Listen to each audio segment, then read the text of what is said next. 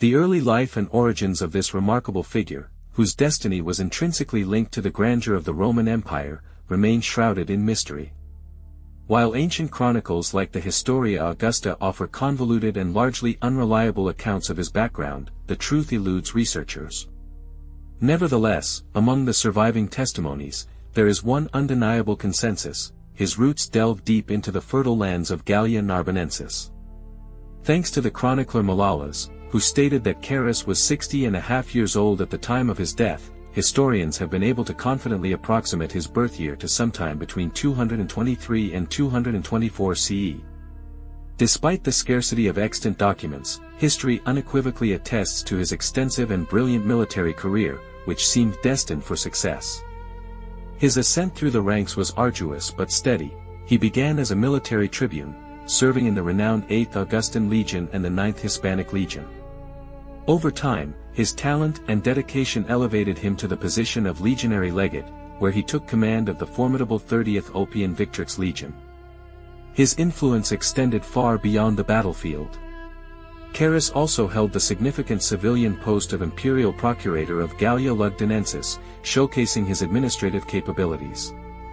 The culmination of his career growth was his appointment to one of the most powerful positions in the empire, Praetorian Prefect, granted to him by Emperor Probus himself. Under his leadership, Roman legions achieved decisive victories. Among his outstanding military accomplishments were a series of successful campaigns that crushed the onslaught of Germanic tribes and halted the advance of the warlike Sarmatians, ensuring the security of the empire's borders.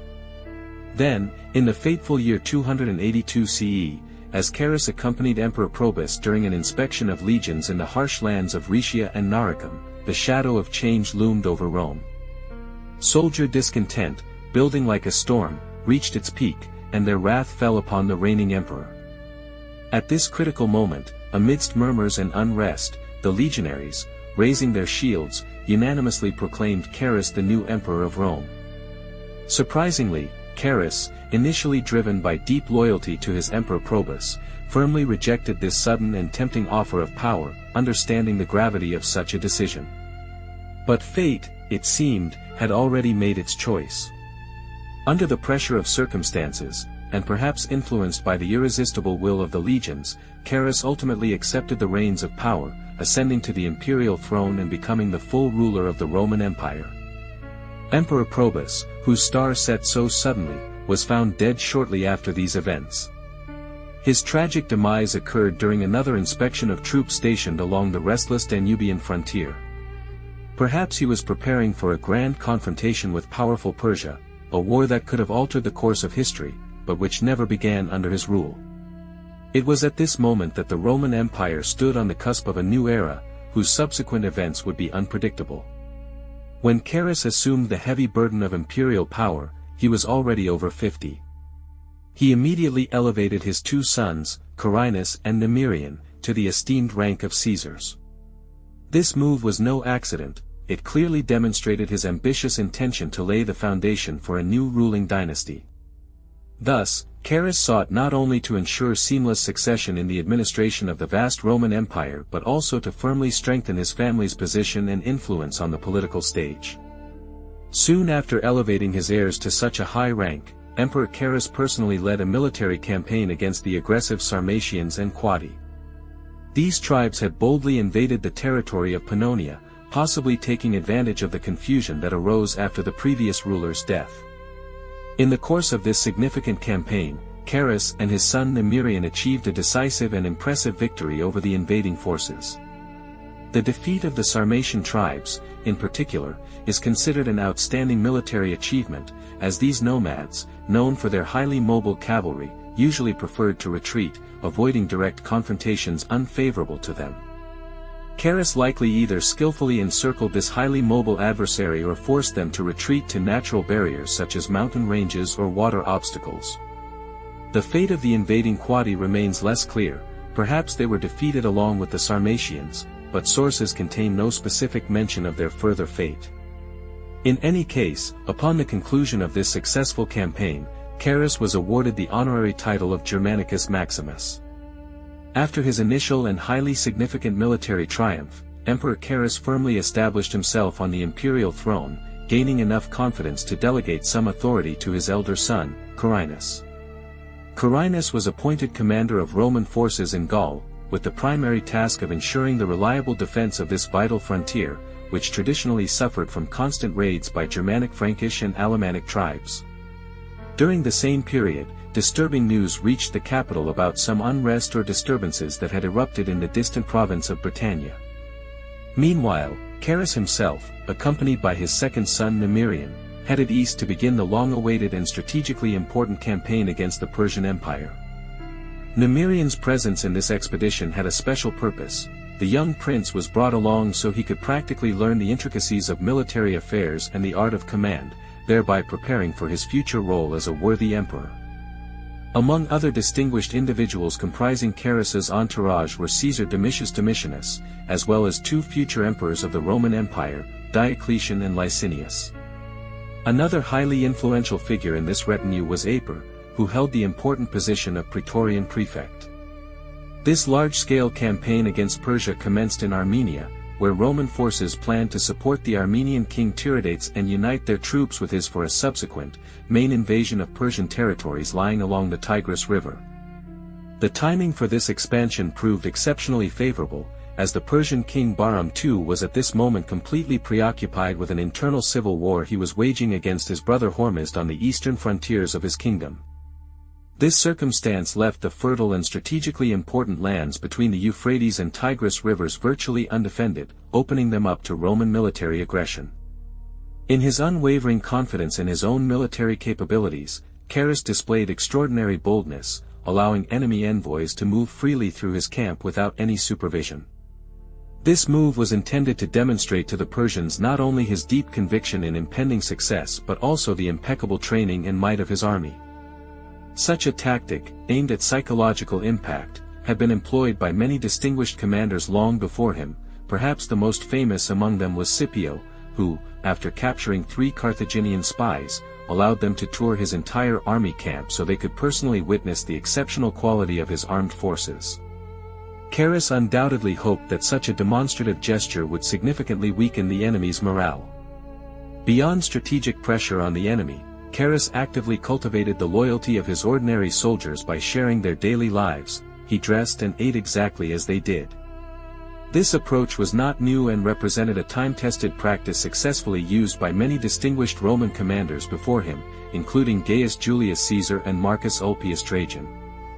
He saw his warriors not merely as subordinates or servants but as true comrades in arms, which significantly strengthened their loyalty and morale. This military campaign, which began immediately after Carus's ascension to the throne, was remarkably swift, especially considering the colossal amount of planning and complex logistics usually required for such large-scale military undertakings. Many historians and researchers believe that Carus likely merely adapted strategic plans already developed by his predecessor Probus. After all, as Probus's Praetorian prefect, he possessed direct and complete understanding of all the former emperor's intentions regarding military actions. At the same time, the Persian kingdom experienced a severe shortage of adequate resources to effectively counter the Roman invasion, as their forces were diverted to overcoming their own, exhausting civil war. However, according to one source, a battle did indeed erupt between powerful Rome and Persia in the region between the Euphrates and Tigris. If this assertion holds true, the outcome of this battle undoubtedly culminated in triumph for the Roman legions, as it was followed by the capture of Ctesiphon, the de facto capital of Persia, as well as surrounding cities and settlements. This military achievement held colossal significance for the Roman Empire, as it marked the first major Roman victory since the devastating catastrophe associated with the capture of Emperor Valerian, which occurred decades earlier. Although Odenathus achieved several successes in his campaigns, his victories were not perceived as entirely Roman. It was this last campaign that finally restored damaged Roman prestige and definitively erased the stain of dishonor associated with Valerian's capture in the eyes of the Roman people. Emperor Carus, filled with ambition, sought to push his campaign even deeper south, towards Parthia. However, by fate, Carus fell ill and was confined to his tent when a powerful thunderstorm suddenly struck the Roman camp. According to accounts, lightning struck the emperor and took his life. Many theories are put forward regarding the true circumstances of his demise. Some suggest that Carus may have already died from illness, and the lightning strike merely burned his tent. Others, of course, suspect foul play and propose that the emperor was assassinated, and his tent burned to conceal the crime. As a possible motive for assassination, Carus's persistent desire to advance deeper into Persia is cited, while most of his companions would have been satisfied with the capture of the Persian capital and the conclusion of peace. However, the exact nature of what happened remains unclear, but the emperor's death by lightning strike is not beyond the realm of possibility, and this version is confirmed by extant literary sources. The unexpected demise of the reigning monarch proved to be a genuine catastrophe for the state.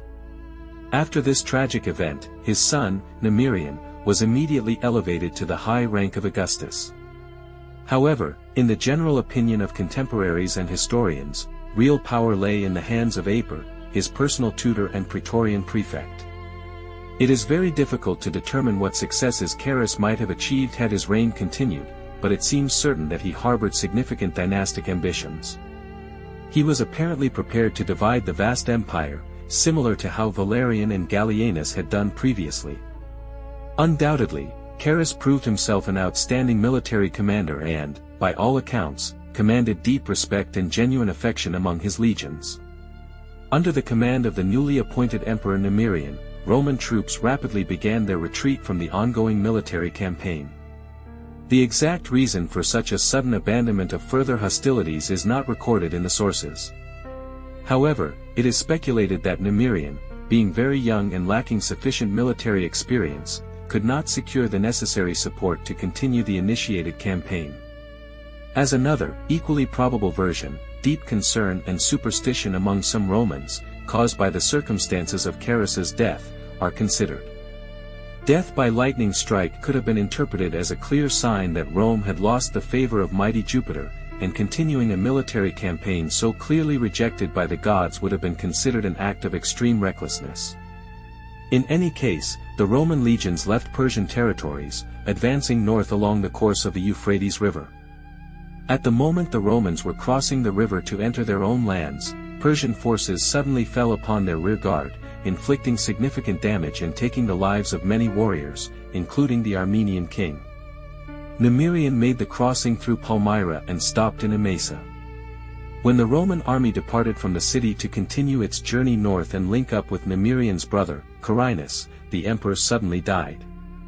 Historical accounts diverge. Some sources claim that Aper took his life, while others point to death due to an unknown eye infection. Aper, who by then was already the unofficial leader and held significant influence, decided to conceal the emperor's death and hide his body for many days. However, as the army approached the walls of Nicomedia on November 20, 284 CE, soldiers detected a distinct foul odor emanating from the imperial litter. Connecting this with the emperor's prolonged absence, whom they had not seen for several days, serious suspicions arose. The army halted its march and convened an immediate tribunal on the spot. Aper, in the prevailing situation, was inevitably arrested. The military assembly proclaimed Diocles as the new emperor. When he appeared before the assembly, one of the senior officers asked him, "How did Nemirian die?" Diocles responded by imperiously pointing his sword at Aper and loudly declaring that Aper was the culprit in Nemirian's death. After this, Diocles personally struck him down with his sword, thus establishing Diocletian as the Roman emperor in the east. Carinus had been entrusted with governing the western territories of the empire while his father conducted military operations on the eastern frontiers. However, Carinus promptly delegated the responsibility for securing the Rhenish frontiers to a legate and chose to return to the capital, Rome, where he plunged into a mire of luxury, extravagance, and all sorts of unrestrained excesses.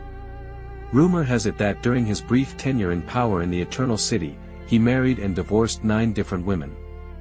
Without delay, Diocletian launched a decisive offensive against Carinus in the harsh winter of 284 to 285 CE.